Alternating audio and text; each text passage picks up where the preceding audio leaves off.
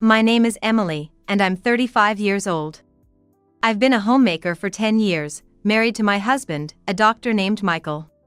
We haven't been blessed with children, but we've been living a reasonably happy life.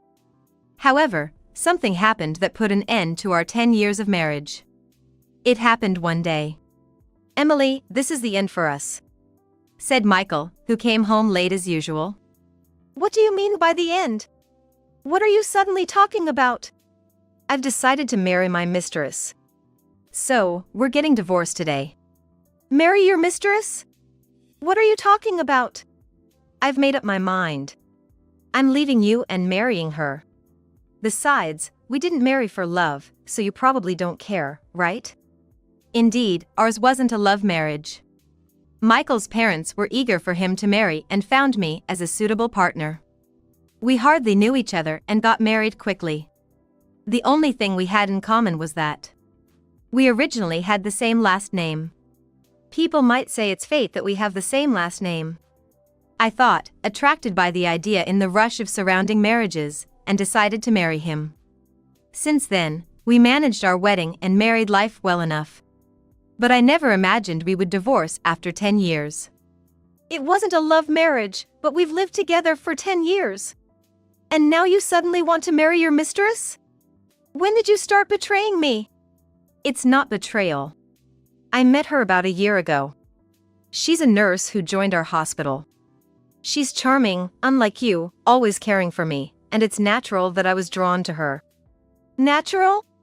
Are you serious?" "Yes, I've always been serious.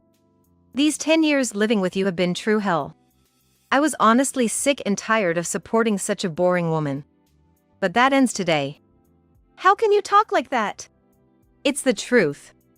You're a homemaker who produces nothing, while she's an active nurse. Ask any man in the country, they'd all choose her over you. Do you think a high-earning doctor like me needs someone like you?" After a pause, I was the first to speak. "Fine, let's divorce. I never thought I'd be married to someone who could say such things so calmly. We can discuss alimony and property division later with a lawyer.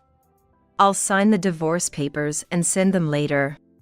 Until then, I'll go back to my parents' house." But then Michael interrupted. "No need for discussions. We don't even need a divorce paper." "What do you mean? We can't separate without it. If we don't divorce, you can't remarry." "You're so naive, it's pathetic." "What?" "The truth is, I never submitted our marriage registration. We're not a married couple, just cohabitants. So there's no divorce, no alimony, no property division. You thought you'd get my money in the divorce, but you won't get a penny." That day, Michael was supposed to submit our marriage registration. But I couldn't go because of an urgent matter. But it turns out he never submitted it. "Not submitted? Wait, are you joking? We've been living as a married couple for 10 years. It's impossible that you didn't submit it." "Normally, yes. That's why I made that rule at the beginning. If you went to the office, everything would be ruined. When we got married, we made some rules. I, as a homemaker, would handle all the household chores. I was on an allowance, and part-time work was prohibited. And Michael would handle all governmental and official matters." "Why would you do such a thing?" "Why? Because I was about to be forced into a marriage with someone I didn't love. It's not like I was going to submit it easily. I was saving marriage for someone I was destined to be with." "Then you should have refused the marriage proposal in the first place." "I couldn't refuse. My parents are stubborn and wouldn't listen. What would have happened if I said I didn't want to marry? Plus, I wanted a housekeeper." "Housekeeper?" "I'm a busy doctor and can't often tend to household chores. So, I decided to marry you as a housekeeper. It was a good deal for you too, right? You could eat well and have a roof over your head without working. You seemed desperate to get married, too." "What?" "You were probably feeling pressured because your friends were getting married, right? Even though we weren't actually married, you were seen as the woman who married a doctor. This 10-year relationship was a win-win for both of us. That's all it was, and it ends today. You should be grateful for the good times you had." Now, you have to live on your own, without relying on others. I can't believe this.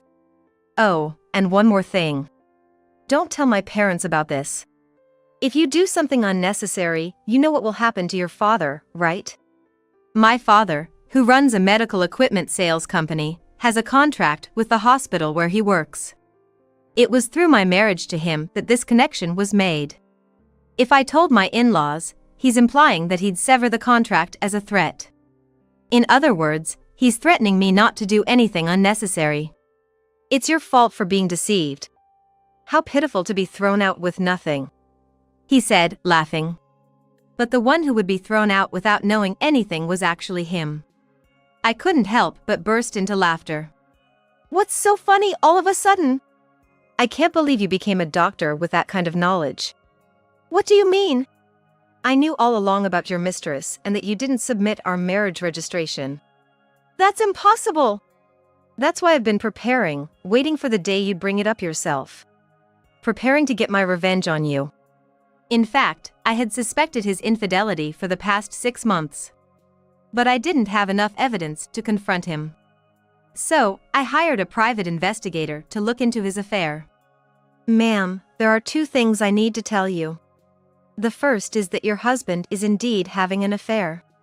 We've got evidence of him entering a hotel with a nurse from his workplace. And the second is, from their conversations, there's a possibility that you two are not legally married. Possibility of not being legally married? What does that mean? I overheard your husband and his mistress at a cafe. He said they didn't need to worry about alimony or property division since they never submitted a marriage registration. What? I can't believe it. We've been living as a married couple for 10 years. I don't know why he didn't submit the marriage registration. That's why he never let me handle any official procedures. Yeah, that seems to be the case. I can't believe this. How could this happen? It's rare to hear about not submitting a marriage registration for 10 years, but it's not unheard of. This is too much. Am I just supposed to accept this? If we were never married from the start, there's nothing I can do. Not necessarily. What do you mean?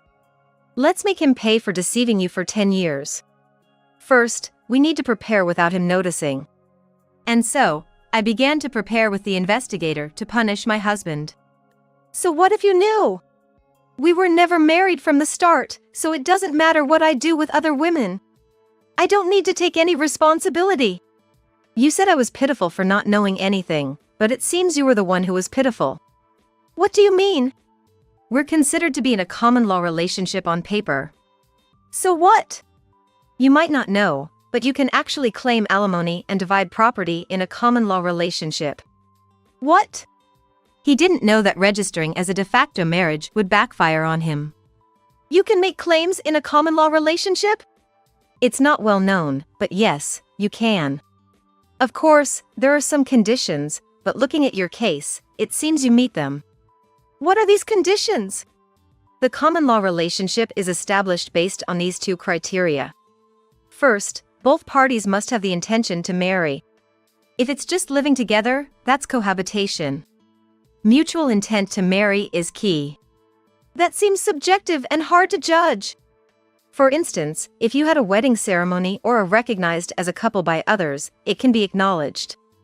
We've had a wedding ceremony, and our parents and friends know us as a couple. Then the first criterion is met. The second is living as if married. This includes sharing household life for over 3 years. You've been living together as a couple for over 10 years. As a homemaker, you've obviously shared the household finances. This is recognized as a marital relationship. So that means, if you can provide proof of what we discussed, you can claim alimony and divide property. I'm not an expert in this area, so I'll introduce you to a lawyer. You can work with them to bring him down. After consulting the lawyer I was referred to, I was told that I could indeed claim alimony and property division from my husband. So, I'm going to demand alimony and property division from you. I informed my husband, who turned pale. His confidence, which had looked down on me just a moment ago, was gone. But even if you can claim alimony and property division, you're just an unemployed woman. Do you plan to rely on your parents after being kicked out? Didn't I say I was preparing? I've already found a job, starting next month. I've also got my eye on a new place. Don't worry about me. What? He thought I, a clueless homemaker, would be helpless. But the tables had turned. Also, I'll make sure to discuss this with your parents. Just so you know. Do you not care what happens to your father? If they want to break the contract, let them. What? Sure, you were the link to the hospital, but the contract continued because of my father and his company's efforts. Whether or not they keep the contract is up to them. Let's see if they'll break a contract just because the doctor's wife of 10 years was a lie. Try saying that. You! My father and I won't be affected. If the contract is broken over this, it only shows the depth of their trust. We'll just find another hospital to partner with. Saying this, I took out my phone. You're not calling your parents, are you? That's exactly what I'm doing. Our parents think we're still married. It's only natural to inform them if this relationship is ending. Then, to my surprise, my husband began to apologize to me. Please, let me talk to them. Don't call. Why? You know how strict my parents are. If they find out about this, I'm done.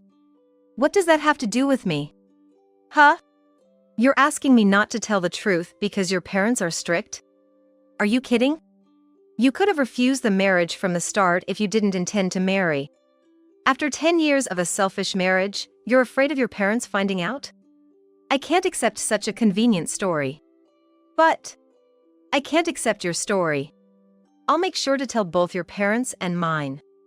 And so, I called both sets of parents. All four were shocked upon hearing my story. A meeting was promptly arranged at our house. I've heard everything over the phone. Is it true that you pretended to be married for 10 years without submitting a marriage registration? Speak up. You foolish son. It's true, I didn't submit it. Why would you do such a thing? Didn't you think about how Emily would feel? I had no choice. No choice, you say? How can you even say that? It's actually your fault, Dad and Mom. I didn't want to get married yet. You started looking for a bride on your own, saying it was time I got married. You arranged meetings and tried to force a marriage on me. You're the one who agreed to the marriage, aren't you? I had to agree. If I had refused, you would have made a fuss about it. So, I decided to get married. If you were resolved to marry, why didn't you submit the marriage registration? I read about a man on the internet who was in the same situation.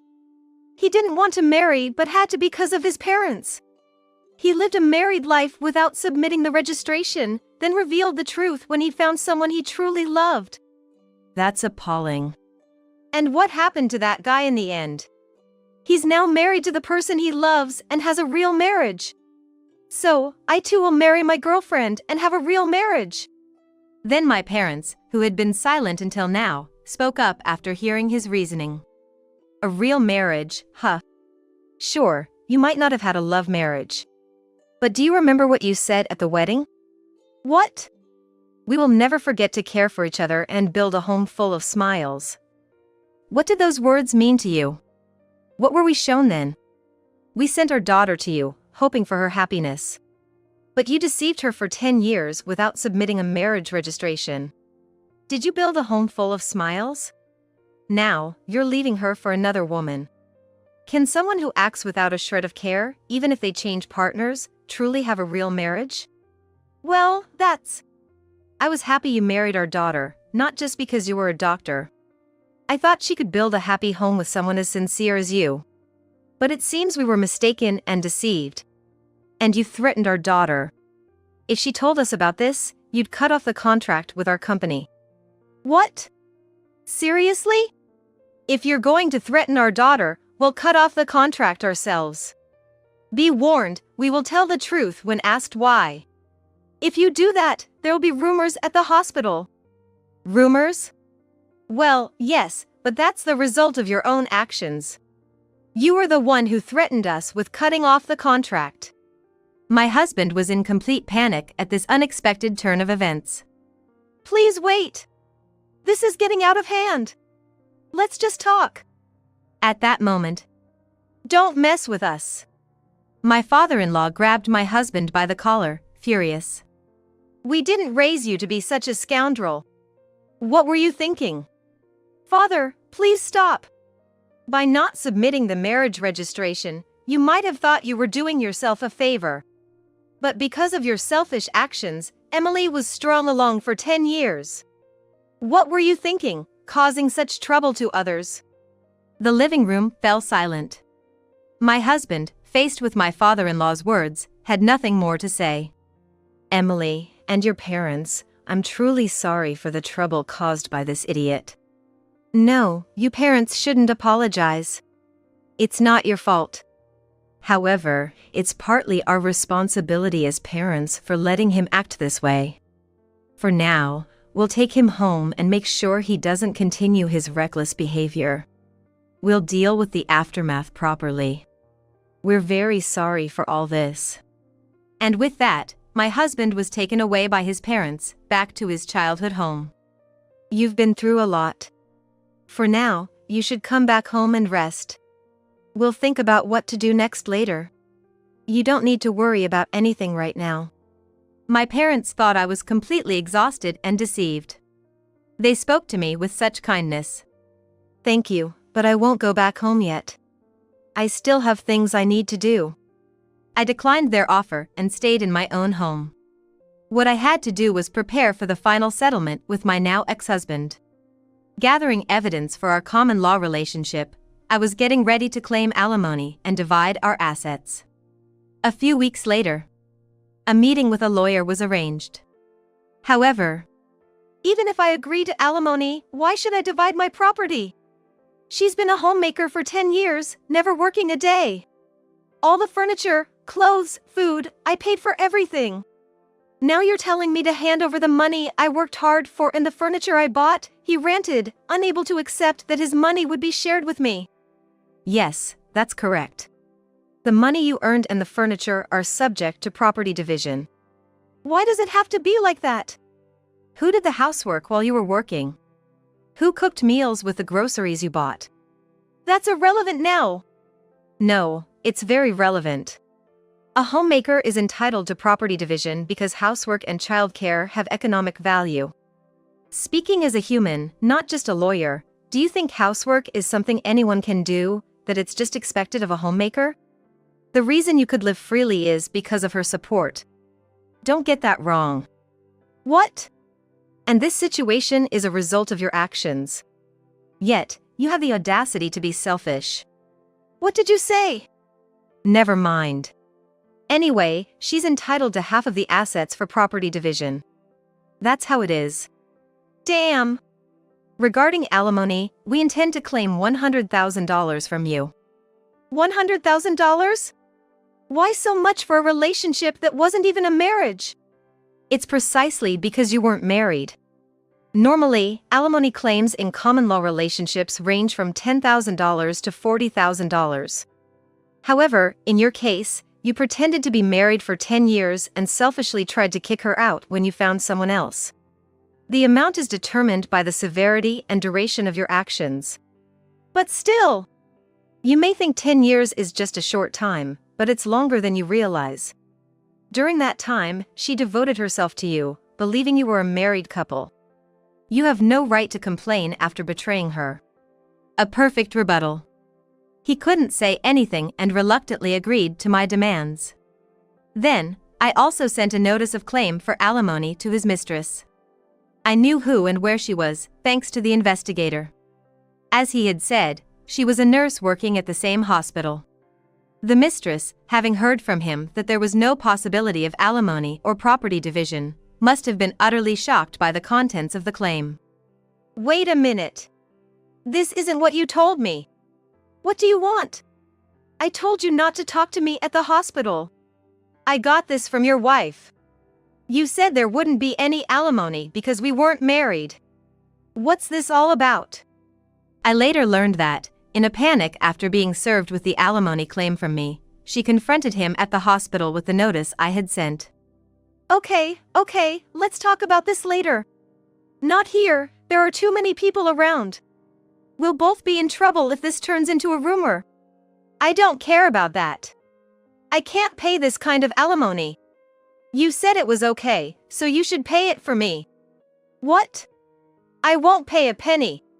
You were the one who wanted this relationship. You said I was the only one for you, that you wanted to marry me. Hey, quiet down. Everyone can hear us. Just so you know, I'm not in the wrong here. If you want to make amends with your wife, do it yourself. Tell her I don't owe her a penny, that you'll take care of everything.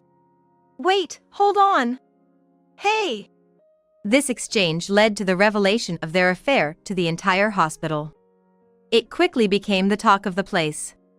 And then, the final blow was my father's request to the hospital. I apologize, but we would like to terminate our contract at the end of next month.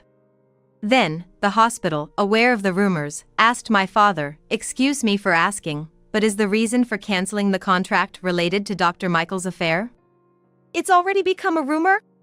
Yes, a nurse presumed to be involved caused quite a scene. I never imagined he had been pretending to be married for 10 years without submitting a marriage registration. I never expected it to turn out like this. You mean he never submitted the registration? Weren't you aware that he hadn't submitted the marriage registration?